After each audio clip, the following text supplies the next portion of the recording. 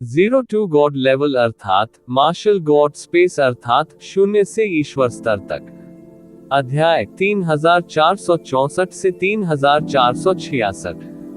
नमस्कार, आप कहानी में खो जाएं उससे पहले चैनल को सब्सक्राइब करें और नोटिफिकेशन ऑन करें। धन्यवाद। अपनी ही बुनियाद को नष्ट होते देख उन जैसे अद्वितीय विशेषज्ञ को भी क्रोध आ जाएगा और वे अत्यधिक क्रोधित हो जाएंगे। हाँ, मुझे इससे इस हद तक नफरत है। क्या आप अब व्यथित महसूस करते हैं?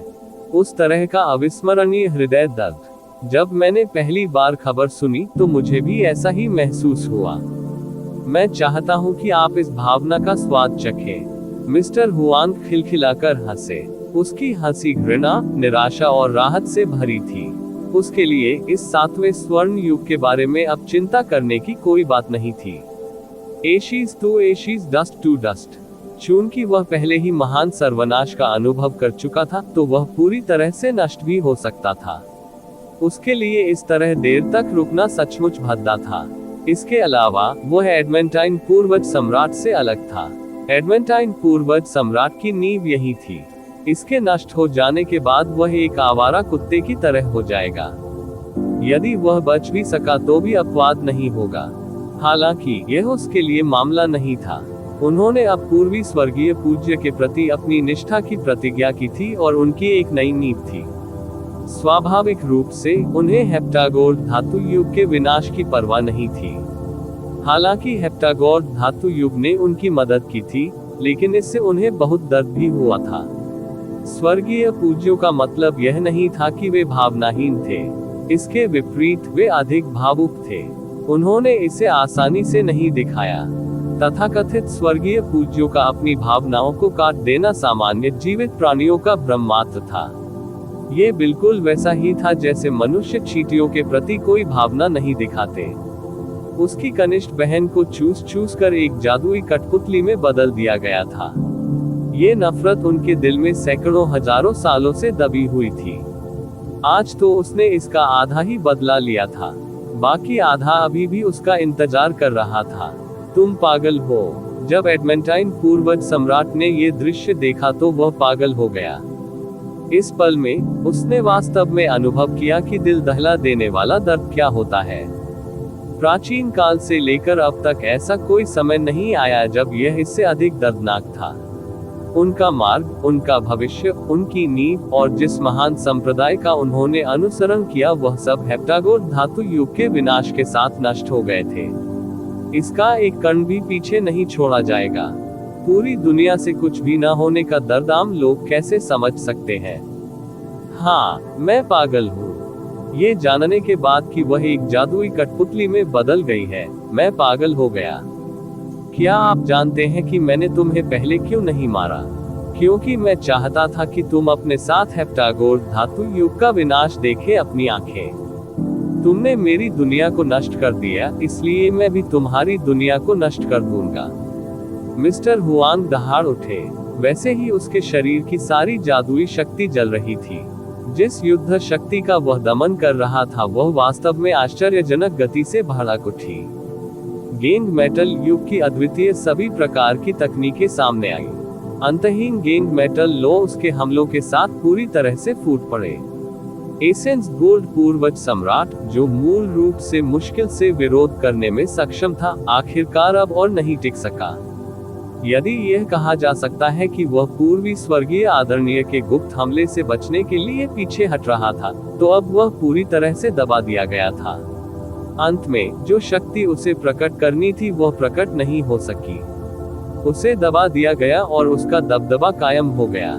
ऐसी लड़ाई में ये कल्पना करना आसान था कि यदि उसका पलड़ा भारी होता तो ये कितना भयानक होता।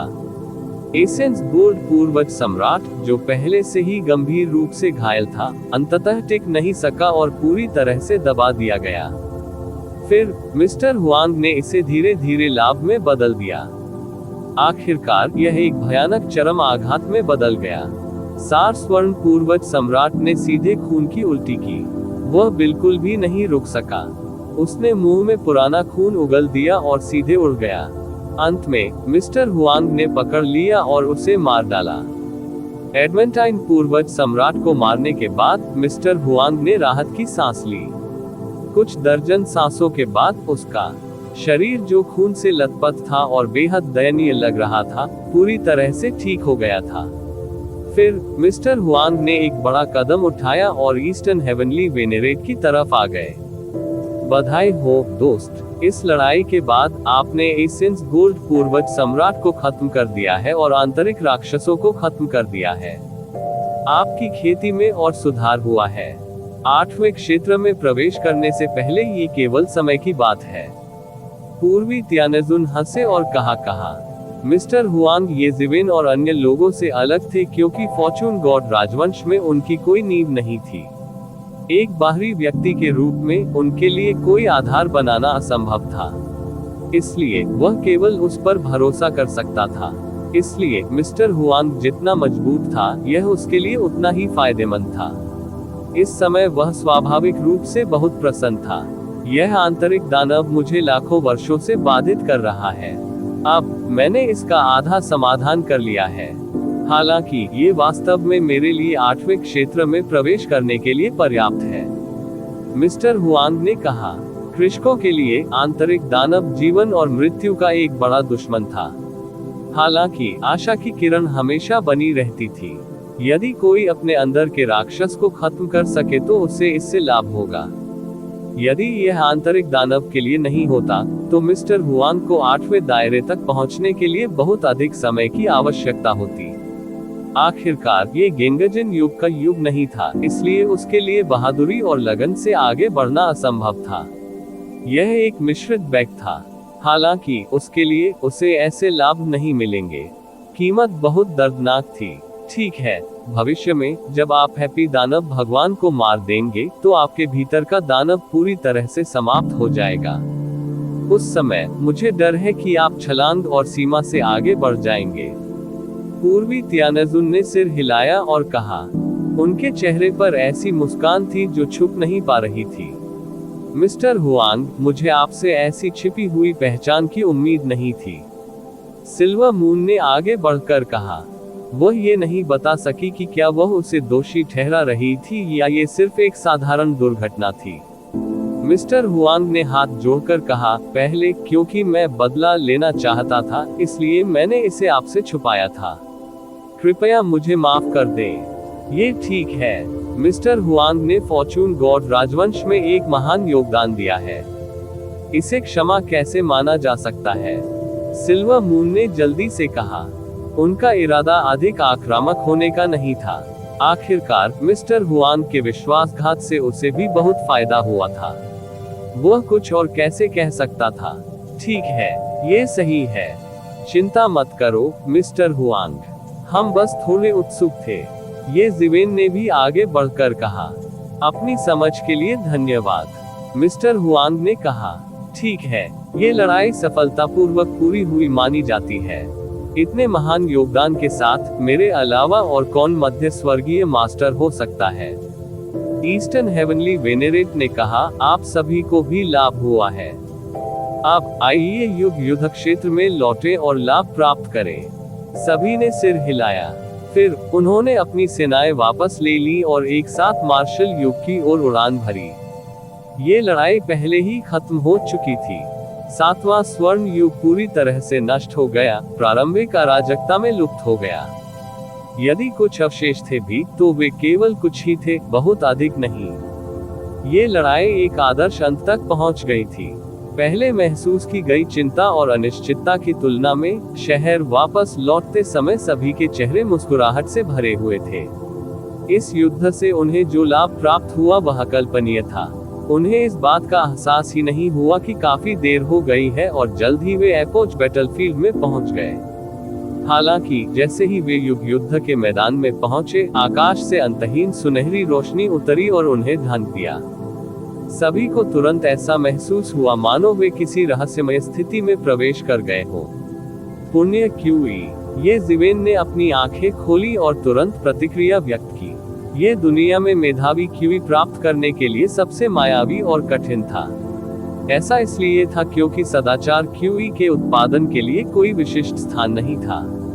यहाँ तक कि जहाँ इसका उत्पादन हुआ वह वातावरण भी अस्तित्व में नहीं था। इसे प्राप्त करने का एकमात्र तरीका दुनिया में महान योगदान देना और स्वर्गीय दाव की मान्यता प्राप्त करना था। तभी उसमें से कुछ उसे दिया जाएगा। अफवाह ये थी कि सुदूर प्राचीन काल में चरित्र बनाने वाले पहले व्यक्ति, साधना पद्धति खोलने वाले पहले व्यक्ति ने सद्गुण क्यूई प्राप्त किया था। लेकिन बड़े पैमाने पर पुण्य क्यूई प्राप्त करने का वास्तविक रिकॉर्ड तब था जब फॉर्चून स्वर्गीय सम्राट ने फॉर्चून दिव्य राजवंश की स्थापना की और एक शांतिपूर्ण और समृद्ध युग की स्थापना की। विदेशी दुनिया के प्राणियों का दमन करने के बाद स्वर्ग ने फॉर्चून दिव्य राजवंश को अनंत पुण्य क्यूई भेजा। वह एकमात्र समय था जिसे रिकॉर्ड किया गया था। अनगिनत लोगों ने सद्गुण की क्यूई के बड़े पैमाने पर अवतरण को देखा था। हालांकि अन्य समय में लोगों द्वारा सद्गुण की क्यूई प्राप्त करने की अफवाहें थी, लेकिन ये केवल थोड़ा सा था। हालांकि यह कीमती था, फिर भी यह कोई बड़ी बात नहीं थी। लेकिन अब वे जैसे गिर रहे थे पागल, मानो वे आजाद हो। ये जिवेन ने पहले भी दुनिया में महान योगदान दिया था, इसलिए उन्होंने सद्गुण क्यूई भी प्राप्त किया था। हालांकि यह थोड़ा सा ही था। यह इस बार प्राप्त पुण्य क्यूई का 1% भी नहीं था। फिर भी ये जिवेन ने इसे देखा। यह अभी भी सब कुछ नहीं था। इन लोगों में पूर्वी दिव्य गुरु ने सबसे अधिक प्राप्त किया। उन्होंने अकेले ही सद्गुण क्यूई का 50% प्राप्त किया। ये जिवेन ने 30% प्राप्त किया। शेष 3 लोगों, mister Huang, silver moon celestial master और वॉर मास्टर ने केवल 20% समान रूप से साझा किया। जाहिर है, ये 7वें स्वर्ण युग के स्वर्गीय मार्ग को निगलने में उसकी मदद करने के लिए स्वर्गीय मार्ग का पुरस्कार था। बात सिर्फ इतनी थी कि पुरस्कार व्यक्ति के योगदान के अनुसार अलग अलग थे। शुरू से अंत तक उन्होंने सबसे अधिक योगदान दिया था, इस सब की योजना बनाई थी और स्वतंत्र रूप से इसका बोझ उठाया था।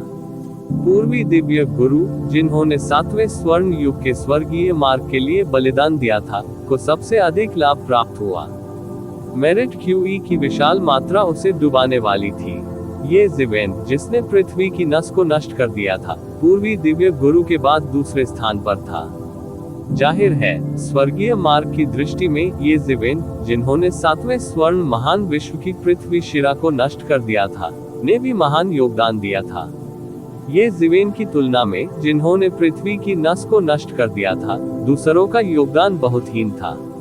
ये जिवेन का सद्गुण क्यूई उससे कहीं अधिक था जो उसने प्राप्त किया था। हालांकि ये सभी के योगदान का एक बहुत ही उचित प्रदर्शन भी था। स्वर्गीय मार्ग उचित था, हालांकि इसमें तथाकथित इच्छा थी, ये सभी जीवित प्राणियों की इच्छा थी। ये तब सबसे उचित था जब इसमें सभी जीवित प्राणियों को शामिल नहीं किया गया था। दिव्य गुरु एक के बाद एक अपने होश में आए। फिर उन्होंने अपने हाथ फैलाए और पुण्य क्यूई को पूरी तरह से एकत्र कर लिया। हालांकि वे इस सद्गुण क्यूई का उपयोग स्वर्गीय मार्ग को समझने के लिए भी कर सकते थे, लेकिन स्पष्ट रूप से उनका इरादा इसे इतनी आसानी से उपयोग करने का नहीं था।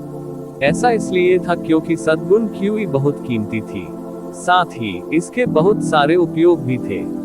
यदि इसका उपयोग दाव उपकरणों को तड़का लगाने के लिए किया जाता था, तो इसका उपयोग स्वाभाविक रूप से अजेय गुणी दाव उपकरणों को परिष्कृत करने के लिए भी किया जा सकता था। ये लगभग अजेय था। यदि इसका उपयोग शरीर को संयमित करने के लिए किया जाता था, तो इसका उपयोग पुण्य के शरीर को संयमित करने के लिए भी किया जा सकता था। ये शीर्ष काया में से एक थी। इसके अलावा और भी कई अद्भुत उपयोग थे। प्रतिवेदन किसी भी खराब अनुवाद के बारे में हमें बताने के लिए टेक्स्ट का चयन करें और रिपोर्ट पर क्लिक करें।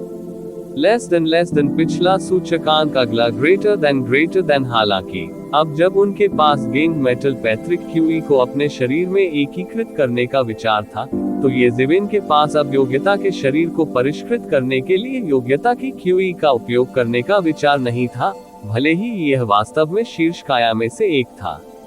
हालांकि ये जिवेन को विश्वास था कि जब तक गेंग मेटल पैट्रिक क्यूई को पूरी तरह से परिष्कृत किया गया था, तब तक जो नया गिल्डेड टायरेंट फॉर्म बनेगा, वो घटिया नहीं होगा।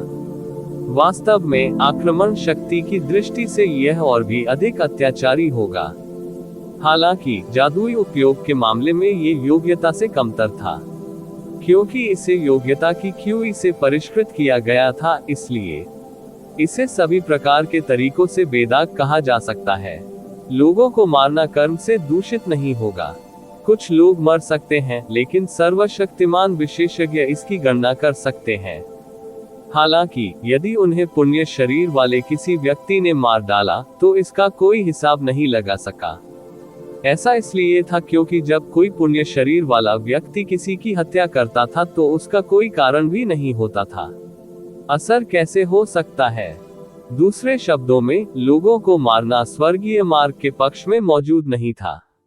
चूंकि इसका अस्तित्व ही नहीं था, कोई इसकी गणना कैसे कर सकता है? इसके कई जादुई उपयोग थे और यह सचमुच अद्भुत था।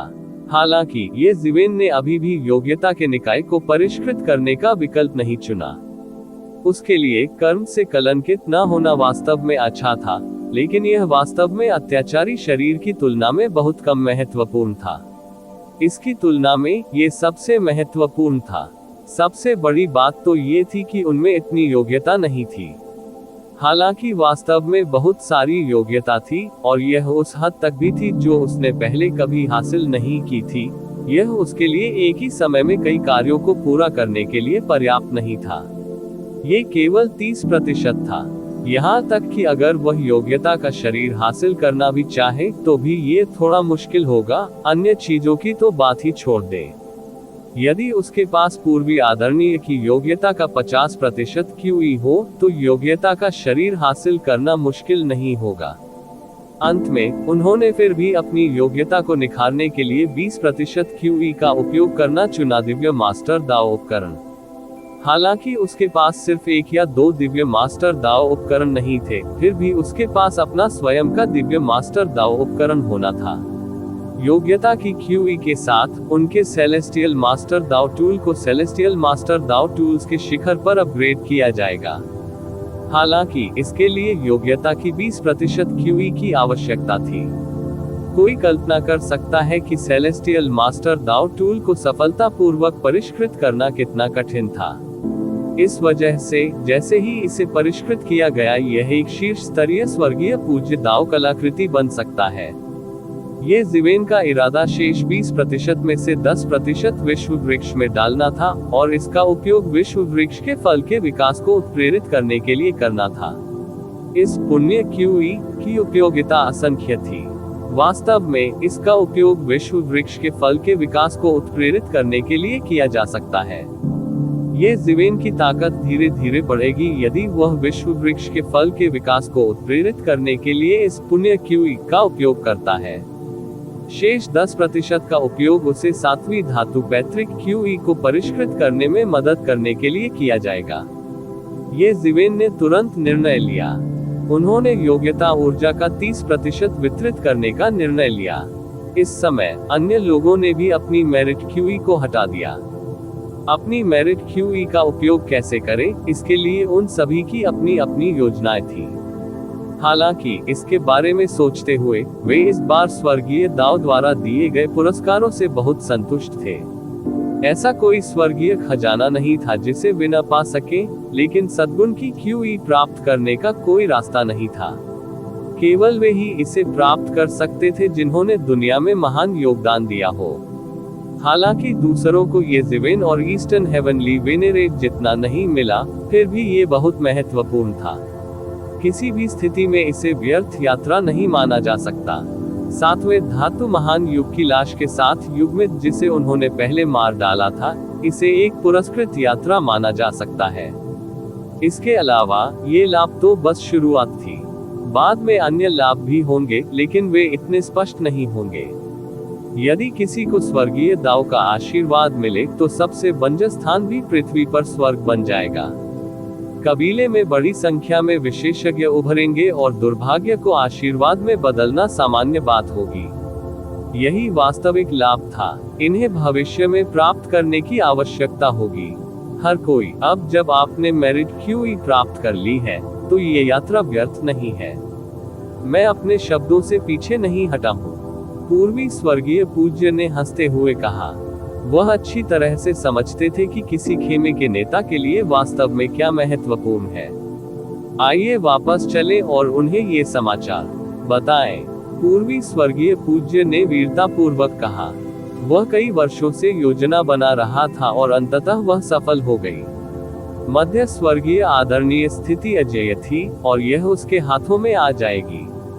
स्वाभाविक रूप से वह अच्छे मूड में थे। सभी लोग मुर्रे और सन सिटी की दिशा में उड़ गए। जब वे सन सिटी लौटे तो उन्हें पता चला कि जब वे 7वें धातु महान युग के अभियान के लिए निकले थे, उस दौरान सन सिटी में कुछ बड़ा हुआ था। कहना चाहिए कि पूरे युग रण क्षेत्र में कुछ बड़ा घटित हुआ था। पहले क्योंकि मून सिटी पर कब्जा कर लिया गया था, फॉर्चून गॉड राजवंश ने इसका समर्थन करने के लिए एक सेना का नेतृत्व किया था।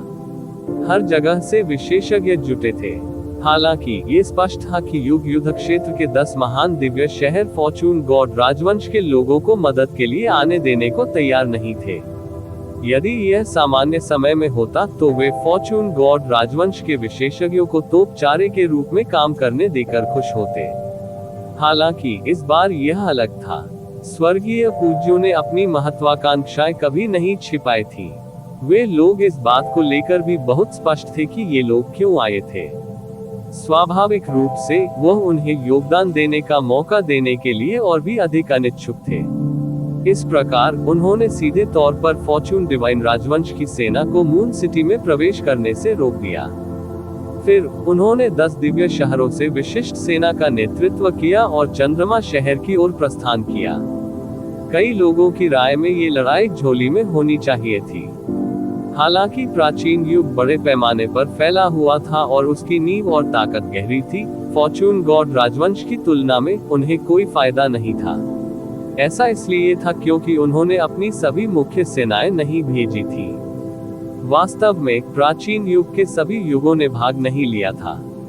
जिन लोगों ने वास्तव में भाग लिया था वे शैतान पथ युग के साथ साथ वे प्राचीन युग के युग थे जो शैतान पथ युग के करीब थे, या वे प्राचीन युग के युग जो शैतान पथ युग द्वारा मजबूर थे, वे नहीं थे। इसे प्राचीन युग की सारी ताकत माना जाता है। मून सिटी पर कब्जा करना अपने आप में एक दुर्घटना थी। हालांकि 10 महान दिव्य शहरों के खत्म हो जाने के बाद मून सिटी पर दोबारा कब्जा होने में कुछ ही समय बाकी था। कोई दुर्घटना नहीं होनी चाहिए थी। हालांकि इस बिंदु पर जिसके बारे में सभी ने सोचा था कि यह बिल्कुल सुरक्षित होगा, कुछ ऐसा हुआ। 10 महान दिव्य शहरों के शीर्ष विशेषज्ञ, जिन्होंने सोचा था कि उनके जीतने की 90% संभावना है, को मून सिटी के हाथों बड़ी हार का सामना करना पड़ा। उन्होंने जो सोचा था कि बैग में है वह पूरी तरह से विफल हो गया था। जिस प्रचंड जीत की उन्होंने कल्पना की थी वह बिल्कुल नहीं हुई। इसके विपरीत लड़ाई अभी शुरू ही हुई थी और वे पूरी तरह हार गए थे। सेना अभी अभी फैली थी, लेकिन उन्हें भारी नुकसान हुआ था। यहाँ तक कि कई स्वर्गीय पूज्यों का भी पतन हो गया था। सेना पराजित हो चुकी थी और अत्यंत दयनीय स्थिति में थी। लाखों की संख्या में सैनिक थे। वे 10 महान दिव्य शहरों के कुलीनों में से कुलीन थे, लेकिन उस हमले के सामने वे पर्याप्त नहीं थे। इस हमले के बारे में अनगिनत लोगों की अलग अलग राय थी, लेकिन सबकी राय एक ही थी। ये हमला बहुत भयानक था। यह असीम था और इसकी शक्ति भयानक थी। जब सम्राटों पर यह आक्रमण हुआ तो वे सभी नष्ट हो गए। मोर्चे पर मौजूद कई स्वर्गीय पूज्य तुरंत घायल हो गए। अंत में वे बच नहीं सके और प्राचीन युग के पलटवार से गंभीर रूप से घायल हो गए। अंत में लाखों सैनिक चले गए, लेकिन केवल 100 मिलियन से भी कम वापस आए। शेष 200 मिलियन कुलीन सैनिकों को मून सिटी के युद्ध क्षेत्र में दफनाया गया था। अनगिनत लोग हताहत हुए थे और उनमें से अधिकतर लोग मौके पर ही मारे गए थे।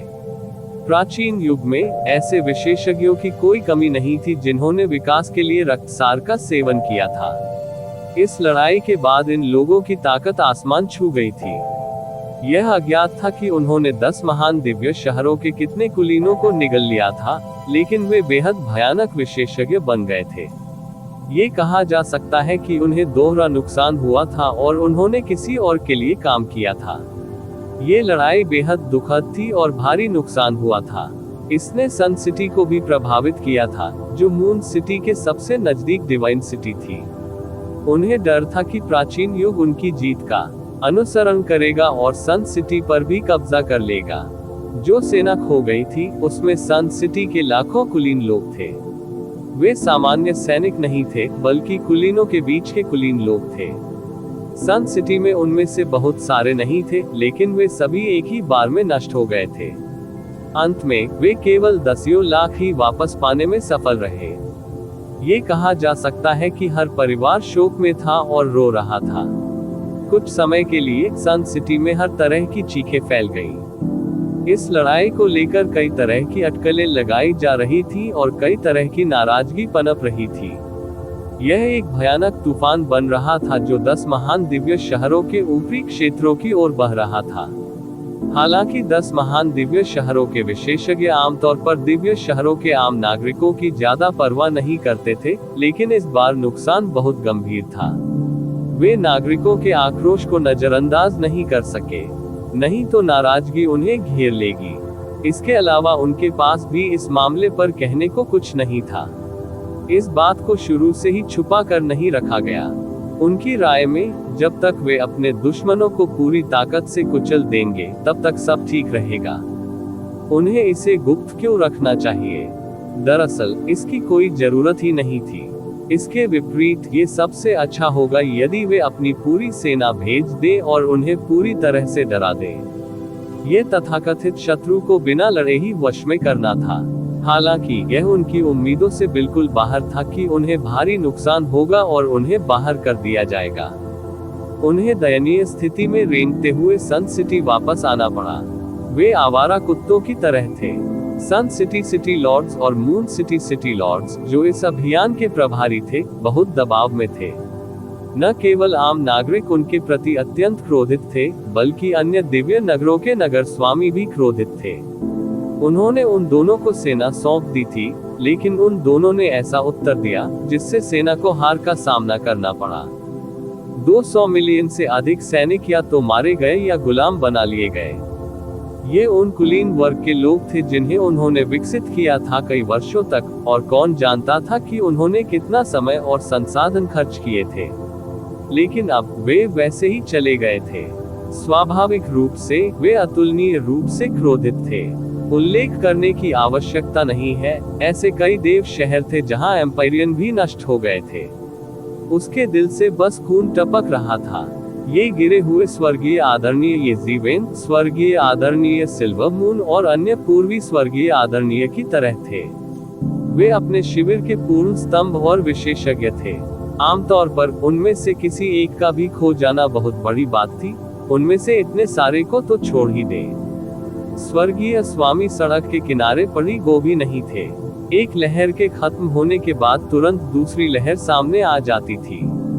प्रत्येक स्वर्गीय गुरु के जन्म की परिस्थितियां अत्यंत कठोर थीं।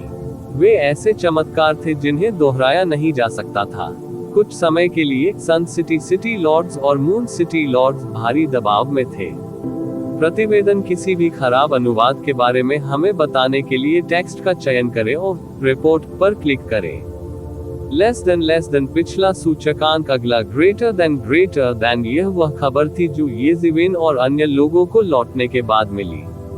जब उन्होंने ये समाचार सुना, तो पूर्वी स्वर्गीय पूज्य और अन्य लोगों ने भी अविश्वास से एक दूसरे की ओर देखा। ये कैसे संभव है? इस समाचार से जो लोग अभी बसे थे वे सब फिर एकत्र हो गए। वॉर एल्डर और अन्य लोगों के पास ईस्टर्न हेवनली वेनेरेट की ओर बढ़ने से पहले केवल अपनी सेनाओं को व्यवस्थित करने का समय था। हर कोई लगभग एक ही समय पर पूर्वी स्वर्गीय पूज्य के पास आया। वे देखना चाहते थे कि उसके पास किस प्रकार की खबर है। हालांकि वे ऐसे नायक थे जो फॉर्चून डिवाइन राजवंश में हवा को बुला सकते थे और बारिश को बुला सकते थे, वे युद्ध के मैदान में कुछ भी नहीं थे।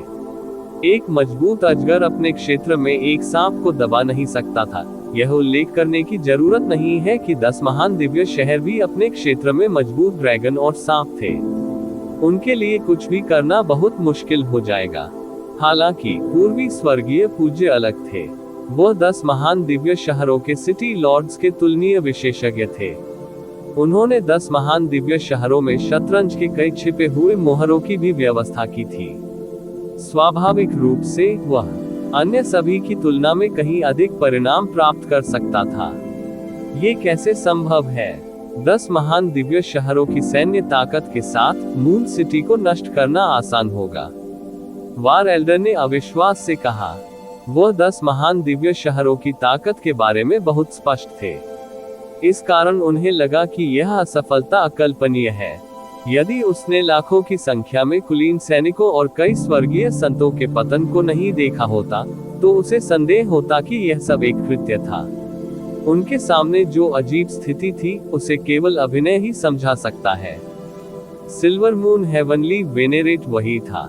हालांकि वह 10 महान दिव्य शहरों द्वारा अस्वीकार किए जाने से बहुत दुखी था, फिर भी वह 10 महान दिव्य शहरों की ताकत से अवगत था।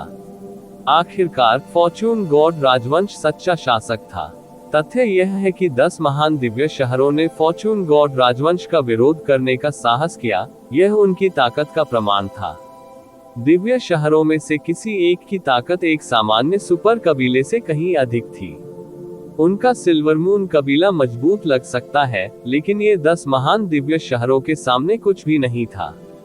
हालांकि जितना अधिक वह जानता था, उतना ही अधिक वह इसे स्वीकार नहीं कर पाता था। इसके विपरीत ये जिवेन को अपने दिल में ज्यादा सदमा महसूस नहीं हुआ, क्योंकि 10 महान दिव्य शहरों के बारे में उनकी समझ बहुत स्पष्ट थी। आखिरकार फॉर्च्यून गॉड राजवंश में बिताया गया समय बहुत कम था, और वह बहुत सी चीजें नहीं जानता था जो अन्य लोग जानते थे।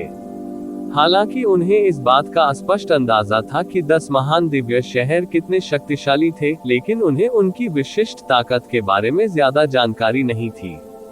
हालांकि जब उसने दूसरों के हाव भाव देखे, तो वह मोटे तौर पर अनुमान लगा सका कि क्या हो रहा था, वास्तव में क्या चल रहा है। युद्ध संप्रभु ने पूर्वी स्वर्गीय संप्रभु की ओर देखा और पूछा, इसमें कई चीजें शामिल हैं। सामान्य परिस्थितियों में 10 महान दिव्य शहरों की सैन्य ताकत के साथ मून सिटी पर दोबारा कब्जा करना वास्तव में झोली में है। पूर्वी स्वर्गीय आदरणीय के चेहरे पर तिरस्कार की एक रेखा चमक उठी। वह 10 महान दिव्य नगरों की शक्ति से भलीभांति परिचित थे। यदि यह इस तथ्य के लिए नहीं था कि 10 महान दिव्य शहरों के कास्टेलन के चरित्र के आधार पर उनके पास सफलता की 90% संभावना थी, तो वे इसे पूरी तरह से कैसे बंद कर सकते थे फॉर्च्यून दिव्य राजवंश से सुदृढ़ीकरण। हालांकि ठीक इसी वजह से अंतिम विफलता विशेष रूप से स्पष्ट थी।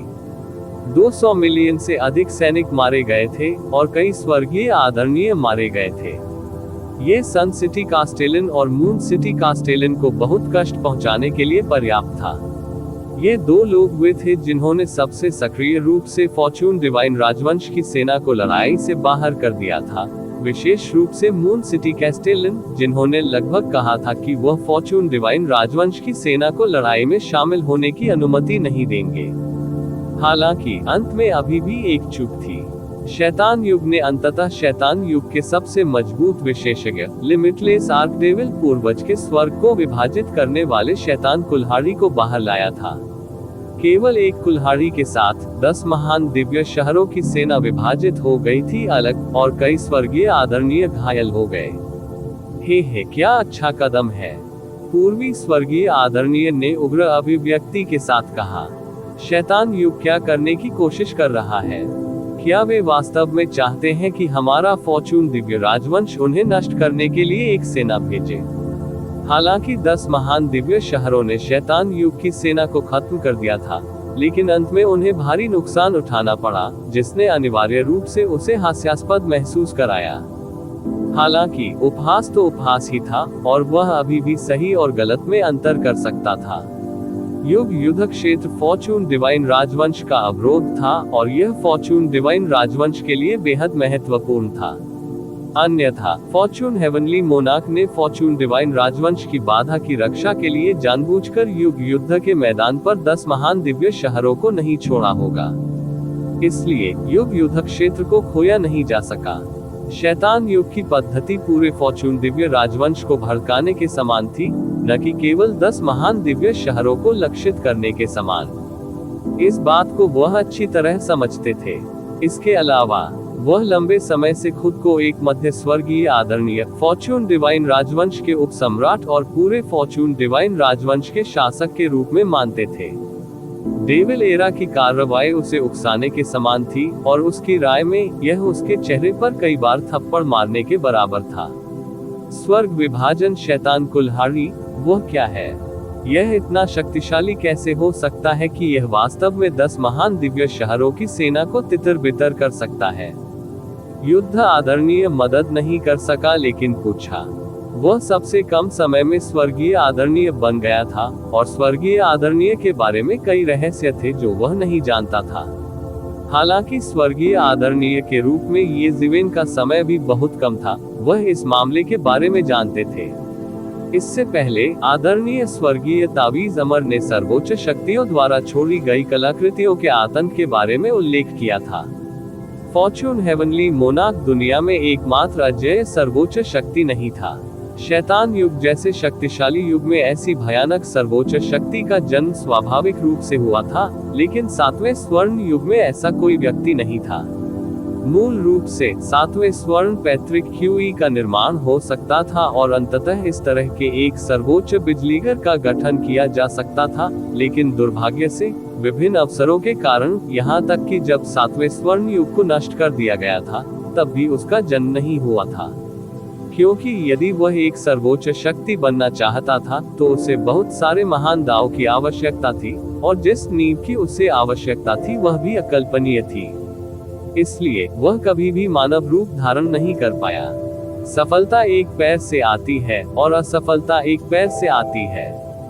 उन सर्वोच्च शक्तियों में से दानव युग का असीमित दानव पूर्वज सबसे भयानक शक्तियों में से एक था।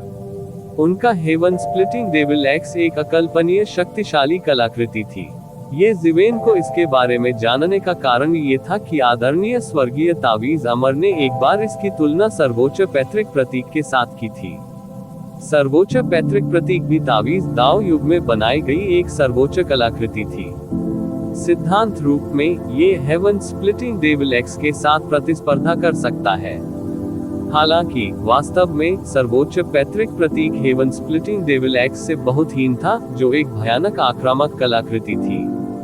हेवन स्प्लिटिंग डेविल एक्स के हमले के तहत सर्वोच्च पैतृक प्रतीक केवल मुश्किल से ही अपनी रक्षा कर सका। सर्वोच्च पैतृक प्रतीक का उपयोग यहीं तक सीमित नहीं था। ये संपूर्ण तावीज दाव युग का निर्वाह था और वह मूल भी था जिसने संपूर्ण तावीज दाव युग को बनाए रखा था। इसमें बहुत सारे तावीज दाव एरा के हेवनली थे दाव।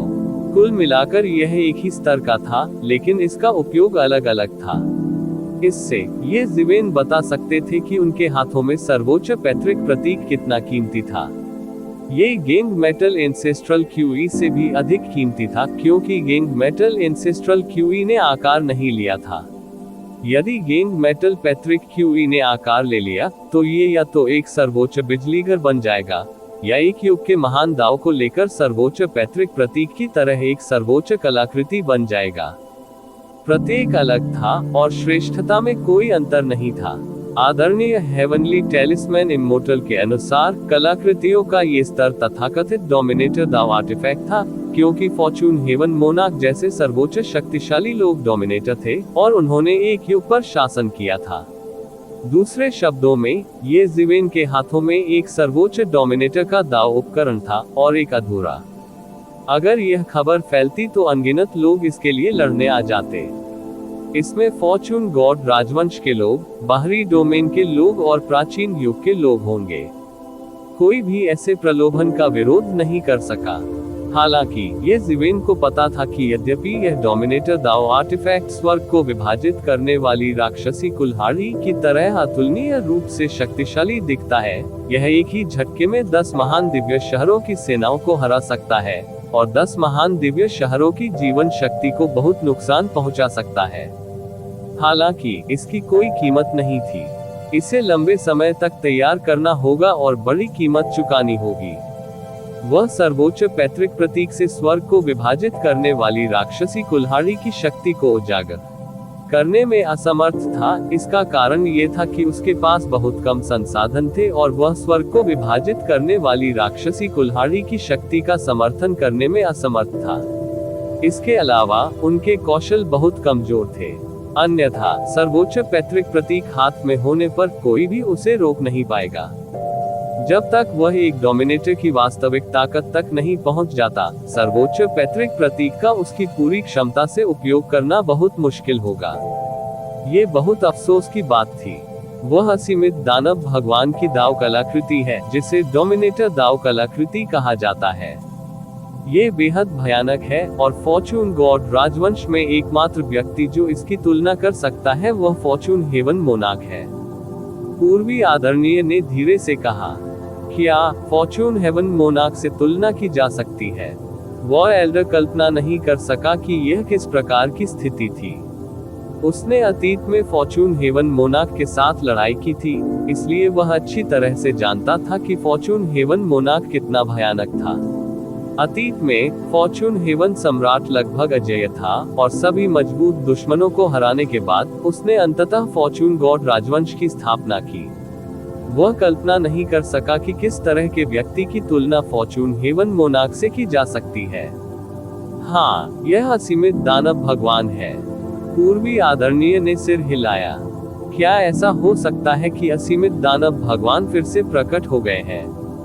असंभव। असीमित दानव भगवान महान प्रलय से पहले कई बार गायब हो गए और वह तब से प्रकट नहीं हुए हैं, मिस्टर हुआंग ने कहा।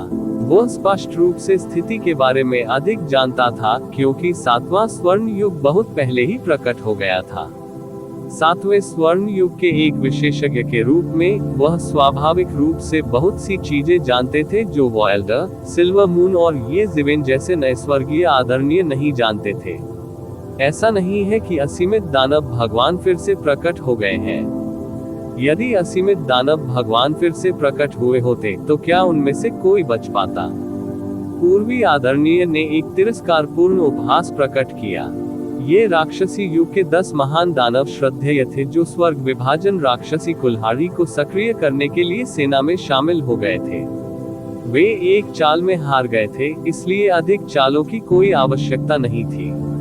सब चुप हो गए। वे कल्पना कर सकते थे कि एक प्राचीन युग से निपटना कितना मुश्किल होगा जिसने स्वर्ग को विभाजित करने वाली राक्षसी कुल्हाड़ी जैसी भयानक तकनीक को समझ लिया था। हर कोई निराश न हो। इसके विपरीत, हालांकि यह मार्शल युग के लिए एक संकट है, ये हमारा अवसर है। अब भले ही 10 महान दिव्य शहर अनिच्छुक हो, उन्हें एक मध्य स्वर्गीय पूज्य को चुनना होगा। प्रतिवेदन किसी भी खराब अनुवाद के बारे में हमें बताने के लिए टेक्स्ट का चयन करें और रिपोर्ट पर क्लिक करें। लेस देन पिछला सूचकांक, अगला ग्रेटर देन। इसी प्रकार के अपडेट्स लेते रहने के लिए हमारे चैनल ऑडियो बुक्स 108 को सब्सक्राइब करें और नोटिफिकेशन ऑन करें। धन्यवाद।